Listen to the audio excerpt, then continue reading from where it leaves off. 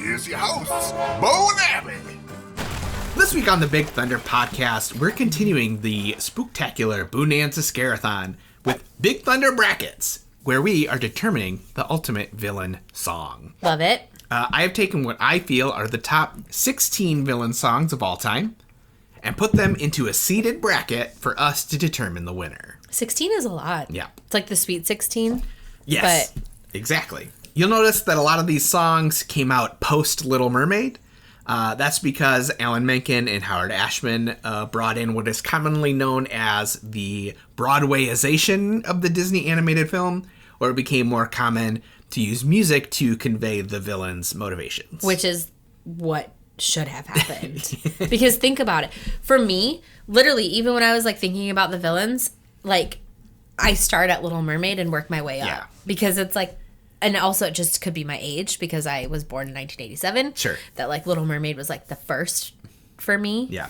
If we ever have a tough decision to make when, having these songs duke it out, and we will once we get deeper. Okay. I have developed 3 criteria to help us consider if the song should be considered the ultimate villain song. Okay. 1, does it have a scare factor? Meaning, are you more nervous for the protagonist after the song than you were before the song? Number 2, is it a memorable moment? Is it a standout scene in the film? If you ask people to name the songs from that movie, how long until they'd get to it? Okay. Okay. And then number 3, does it pass the banger test? Meaning, does it stand on its own outside the movie, or are you going to skip it when it pops up on your Spotify playlist? Okay. Okay. Are you ready to begin? I'm ready. So we're starting with our number 1 seed versus our number 16. Okay. Number 1 is Be Prepared from The Lion King in 1994. Composer Elton John and lyrics by Tim Rice, performed by Jeremy Irons and Jim Cummings, both portraying Scar. That's number 1. I did not know that Elton John composed it. Yep. Okay. Versus your number 16 seed. This is Who's Been Painting My Roses Red from 1951's Alice in Wonderland. The song was performed by the quartet group The Mellowmen, which consisted of the late Thurl Ravenscroft, who was the original voice of Tony the Tiger. I did not know that. Composer Sammy Fain, lyrics by Bob Hilliard. So Be Prepared versus Who's Been Painting My Roses Red. For me, Be Prepared is much scarier. Yeah, I don't think we're gonna because Painting the Roses Red is almost like it's like do do do do do do. Yeah. Do do do do do do. You definitely, I don't think, are more. You're not more scared for Alice after it. Yeah, and you're just like, that's a weird thing to do. Yeah, and I definitely think it doesn't pass the banger test. No. So I think pretty easily Be Prepared moves on. Yep. No Cinderella upset for that one. Okay. Okay. Number 2, we've got our 8 seed, Hellfire, from the 1996 film The Hunchback of Notre Dame. The composer here is Alan Menken, lyrics from Stephen Schwartz. They are the same team for Pocahontas. We'll see them again. Performed by Tony Jay as Frollo. He was also the narrator for Treasure Planet. And Monsieur Dark from Beauty and the Beast. Monsieur Dark. He's the guy who puts makes the beast in the... No, he makes the deal to take to the... Belle's dad to the asylum. Yep, that's who I was thinking. Okay. So yeah, we've got Hellfire, a song we've talked about on the show in the past. That versus your number 9 seed, I Want to Be Like You from The Jungle Book, 1967. That's a villain song? Yes. King Louis is considered a side villain. It's a Sherman Brothers song performed by Louis Prima and Phil Harris as King Louis and Baloo. Harris also voiced characters in Robin Hood and the Aristocats. I'm going, I Want to Be Like You because it's a bop. Okay. Wow. I think that is a little bit of an upset. I would have thought Hellfire is considered maybe the darkest song. Can you sing it for me? Hellfire? Yeah. Hellfire, desire. Oh, I do like that one. That's like, okay. It's Esmeralda's fault for making me have feelings for her. That's what it's about. I didn't know that. Don't you know I'm a righteous man? But because she is attractive, it makes me want to burn her. Gross. No, I'm going with I Want to Be Like You because I'm mad at real. Okay. I Want to Be Like You moves on. Ooby-doo. I want to be like you. I want to walk like you, talk like you. Woo, woo, woo. Yep. All right. Next we've got our number 4 seed, 1991's Gaston from Beauty and the Beast, composed by Alan Menken and lyricist Howard Ashman, performed by Jesse Corti as LeFou and Richard White as Gaston. According to producer to Don Hahn, the audition song for the character of LeFou was Take Me Out to the Ball Game because of the similarity to this song. What did you say? So when you would audition for roles, you need to sing a song. Okay. And for LeFou, they had him sing Take Me Out to the Ball Game because Take Me Out to the Ball Game is very similar to No One, it's like Gaston, no one's like Gaston. No one, something and something and... Yep. Yeah, cool. Versus the number 13 seed, this is 1963's Mad Madam Mim from The Sword and the Stone. Composer George Bruns, lyrics by the Sherman Brothers, performed by Martha Wentworth, who also voiced the nanny in 101 Dalmatians. Oh, she's so cute. The nanny in 101 Dalmatians. I'm going to say Gaston. Yeah, sorry, Mad Madam Mim. Okay. I think Gaston is one you would listen to in the car. Yes. I think it's a memorable song. Yes. I think if you listed the songs from Beauty and the Beast, it would probably be in the top 3, which is where I would cut off. And you always quote about eating 4 dozen eggs. Yeah. He's roughly the size of a barge. Yeah. One of the things they don't think about in that movie is at the beginning, she's like, where are my eggs? I need 6 eggs! And then he's like, I eat all the eggs. That's where all your eggs are, ladies. I know, you say this every time. That's all where hey, Gaston's eating all your eggs.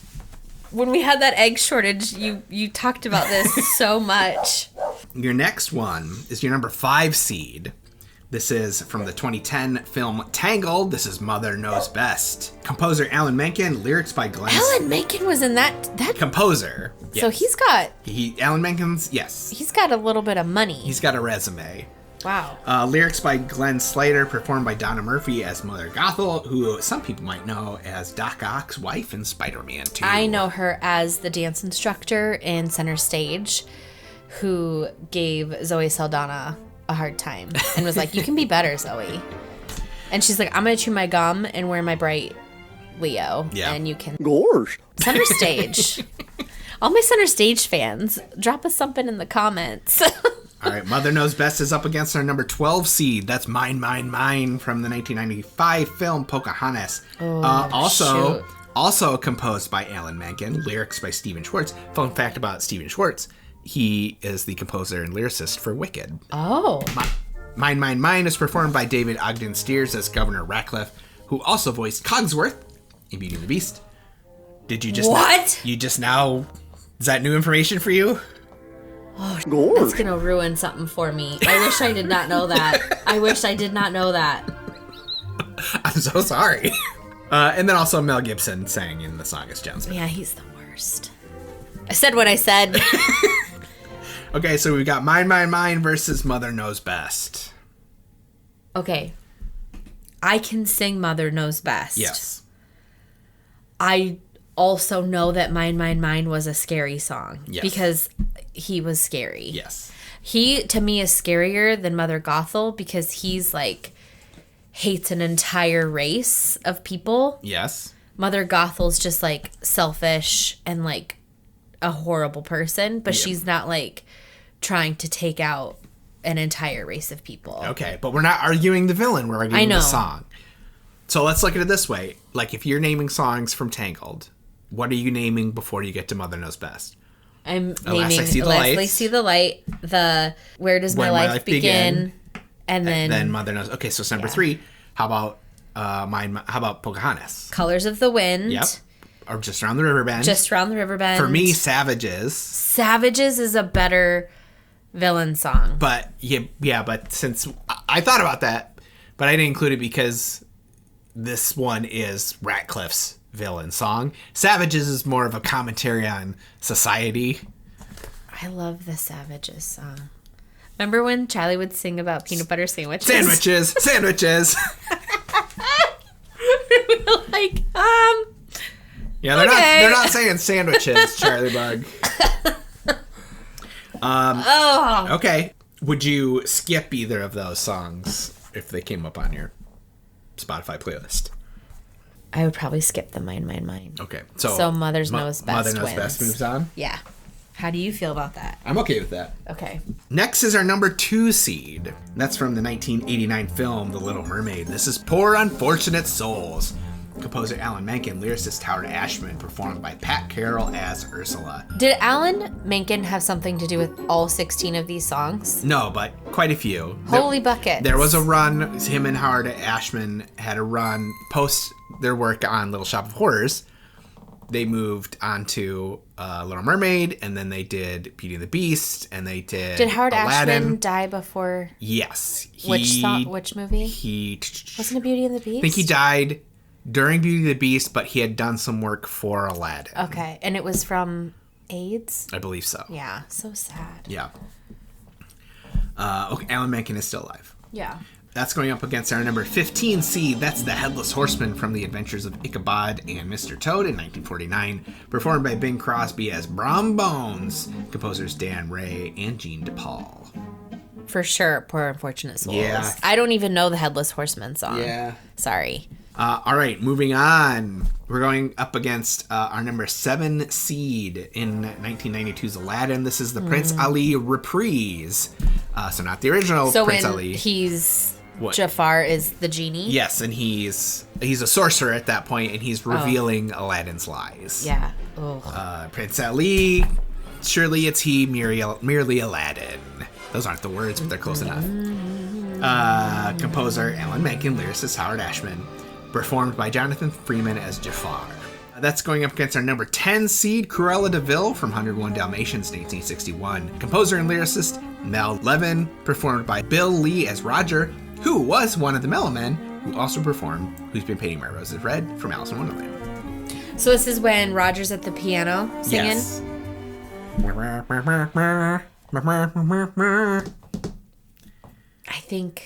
I think Aladdin wins for me. Really? Because, like, it wasn't scary. Like, watching him sing that wasn't scary. It didn't make me afraid of her. Okay. Watching Jafar as, like, and this is probably the point where Jasmine was either shackled or in the hourglass. I think we haven't hit that part yet, but this is where he banishes Aladdin. Remember, he sends Aladdin away, and Aladdin has to find his way back and gets saved by, I think, the magic carpet. Yeah. I think that's scarier for me.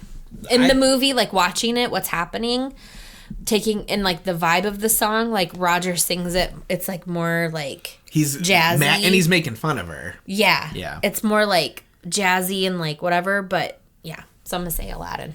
All right, here's our number 3 seed, Friends on the Other Side from 2009's The Princess and the Frog. Composer and lyricist Randy Newman, who has done a lot of work with Pixar. You'd know his work from Toy Story? Yes, Toy Story. Yeah. Performed by Keith David as Dr. Facilier, also known as the Shadow Man.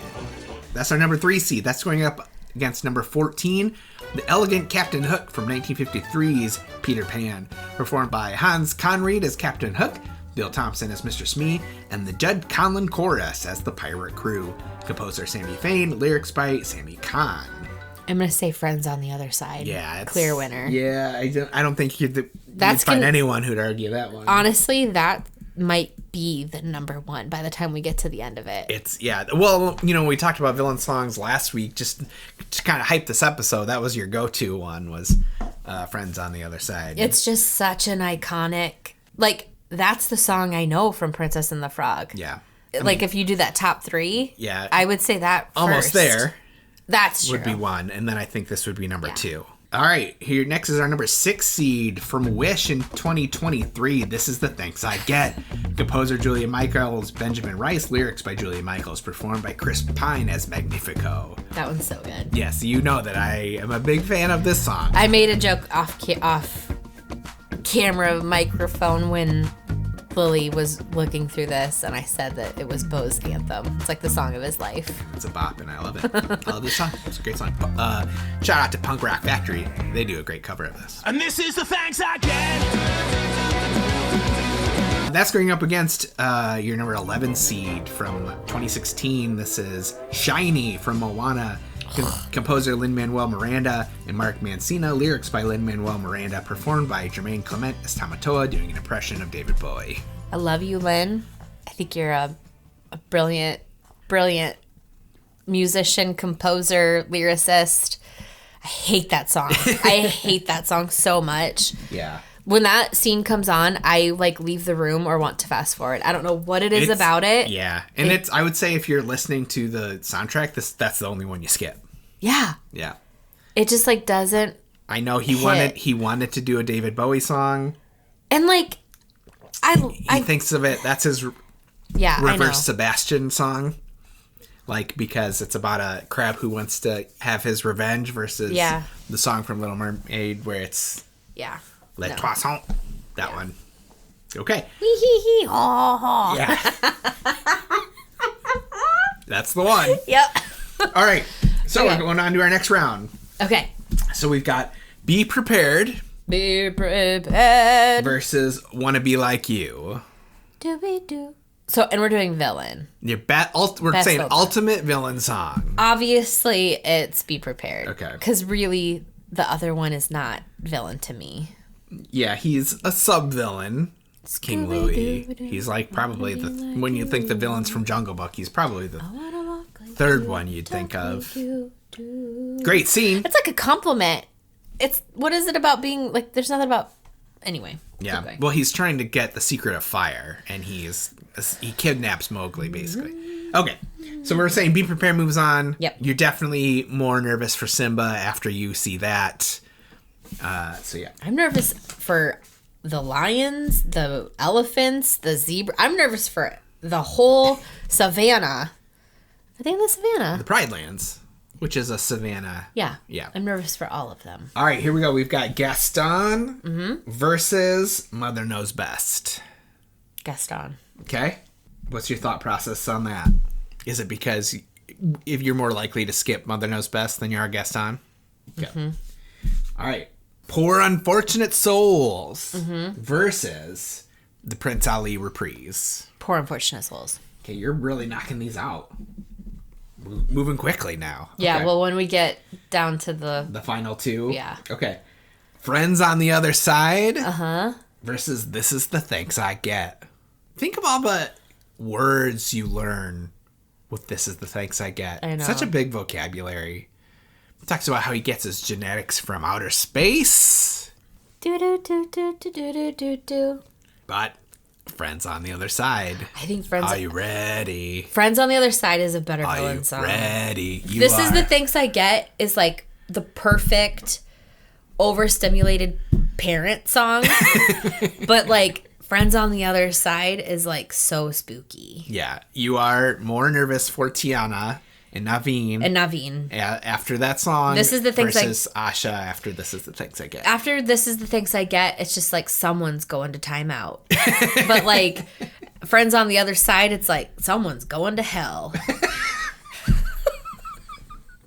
Okay. Sorry. You're on another level in this episode. I've had a lot of sugar today. Anyway. All right. Be Prepared versus Gaston. Be prepared. I just think about the like the hyenas and the fire.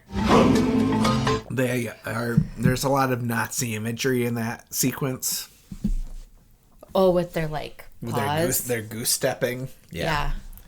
Is that did they mean to do that? Yes, that was intentional. Jesus, Disney. Oh my God.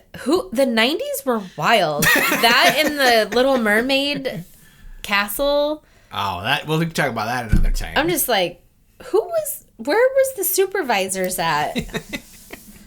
I'm going to say it's Be Prepared or Gaston. Yeah. Be Prepared. I think that's definitely more ominous of the two. Yeah. That's our number one seed, so the fact that it goes to the finals is no surprise. Okay. Poor Who Unfortunate... chose the order? What do you mean number one? I picked the seed. Okay. Otherwise you have, you wouldn't want to have Be Prepared and Poor Unfortunate Souls going together in the first round. Yeah. Okay. So, Poor Unfortunate Souls versus Friends on the Other Side. This is our number 2 and our number 3 seed. This is a tough one for you. You have stated that Friends on the Other Side may be the villain song, but you have such emotional attachment to Little Mermaid. I do. We've said Friends on the Other Side is the second most popular song from Princess and the Frog. Where would you say it is? Poor Unfortunate Souls is for Little Mermaid. To me, I think it's number 3. I think you could make an argument it's number 4. I think it's number 3. Part of Your World. Yep. Kiss the Girl. That's I would say Under the Sea would be number 2. Okay. I think that won an Oscar. What are you talking about? I love Kiss the Girl. Okay, I would say Kiss the Girl is either your number 3 or number 4. Okay.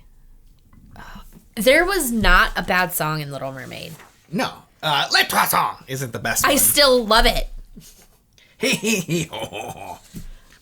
Okay. Here's the thing. I think it passes the banger test. I think I'm going to have to say, and this is like really embarrassing, so like safe space. I remember watching this scene as an adult and being like, ooh, this is too scary for Friends on the Other Side. Okay. Like with the voodoo magic and all that. Yeah. I'm going to say that. Wow. I know, but it's true. It's a good song. Yeah. He is a good villain. Yeah. All right. And the fact that they did not include him in the new Tiana ride, I think is a travesty. Yeah. I would agree with that. Moving on. I don't think they should have been beholden to making it set after the movie. I think it would have been a lot cooler if it had some spooky Dr. Facilier in it. Yeah, unless they were worried it'd be too scary for kids. Maybe. I don't know. All right, so that means our finals are Be Prepared and Friends on the Other Side. I don't know. Okay, we're gonna have to go through all your criteria. Okay. Does it have a scare factor? Are you more nervous for the protagonist after the song than you were before the song? For both of them, yes. Okay.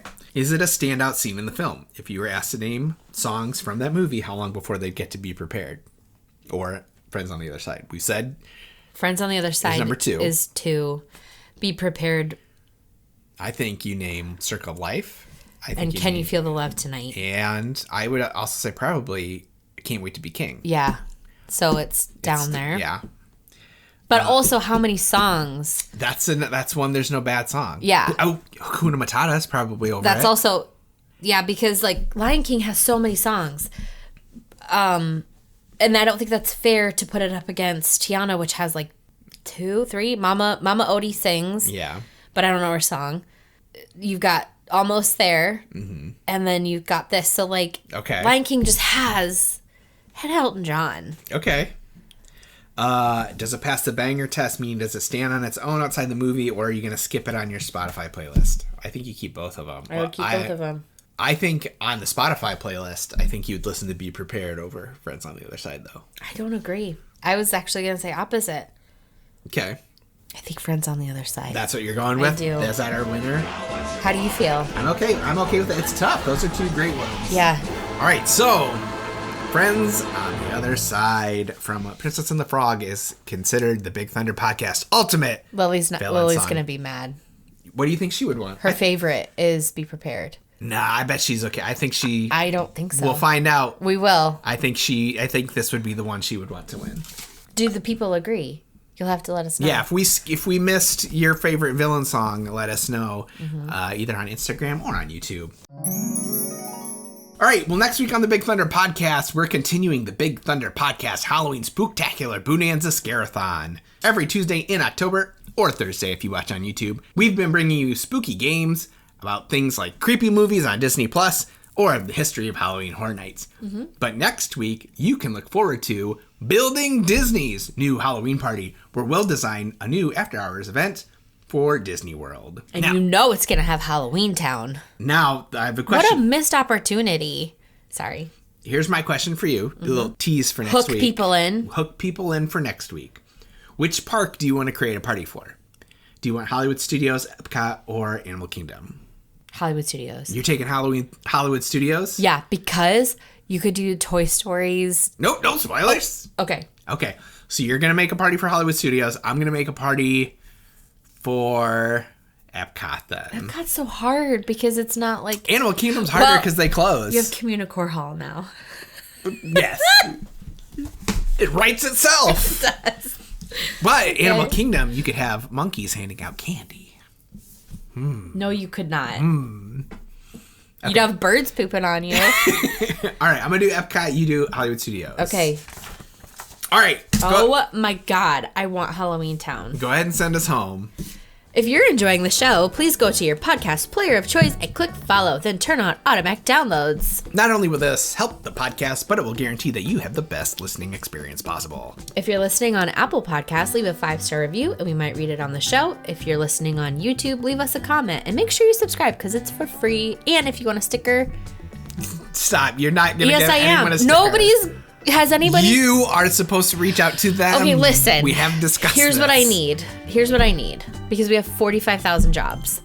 I need you to leave a comment and then say, I would like a sticker, please. And then I will send you a sticker. Thank you. Thank you and good night. All right. Well, another thing you could do to help the show grow is to tell a friend, preferably one that loves Disney, Universal, or stupid games. Thanks for coming. And we'll see you next week. And enjoy. Is it thanks for coming? Should it be thanks for listening? Thanks for watching? Have I always said thanks for coming? Every week you said thanks We're for 30 coming. episodes in and I've just realized that I don't like that. I need a rewrite. And enjoy the ride.